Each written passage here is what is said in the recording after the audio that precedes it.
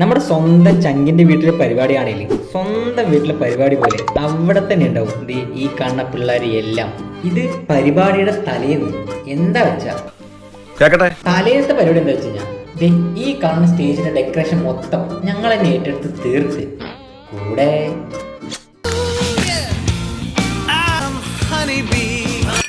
അതെല്ലാം കഴിഞ്ഞ് നേരം പെലപെലാന്ന് പിറന്നിട്ടാണ് എല്ലാവരും വീട്ടിലോട്ട് പോയത്.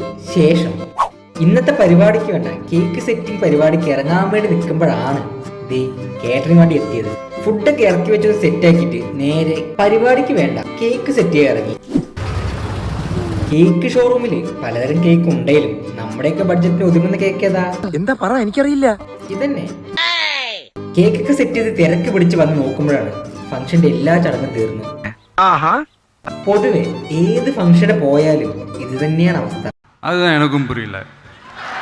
പ്രധാന ചടങ്ങ് മിസ്സാക്കും. ഇനിയിപ്പോ എന്താ, കൊണ്ടുവന്ന് കേക്ക് കട്ടയും കൊടുക്കുക, ആ പരിപാടി തുടങ്ങി. മെയിൻ കേക്ക് കട്ട് കഴിഞ്ഞതിന് ശേഷം കേക്കുകൾ ചെറിയ ചെറിയ പീസാക്കി എല്ലാവർക്കും വിതരണത്തിന് മുന്നേ ഞങ്ങൾ ശേഷം കടന്നത് സദ്യ വിളമ്പൽ ഘട്ടത്തിലേക്ക്. കുറച്ചു പേരുടെ മാത്രം പരിപാടി ആയതുകൊണ്ട് അധികം വിളമ്പൽ നീണ്ടില്ല. എന്നാലും അവസാനത്തെ ചട്ടിവടിക്കൽ പന്തിയിലാണ് ഞങ്ങൾ പിള്ളേരിരുന്നത്. ഈ ഒരു വാ കഴിക്കുമ്പോ കിട്ടുന്ന ഒരു ഫീൽ ഉണ്ടല്ലോ. തലേന്ന് നൈറ്റ് തുടങ്ങിയ ഞങ്ങളുടെ കലാപരിപാടി അടുത്ത ദിവസം 5 മണിയോടെ അവസാനിച്ചു. അപ്പോക്കെ ബൈ.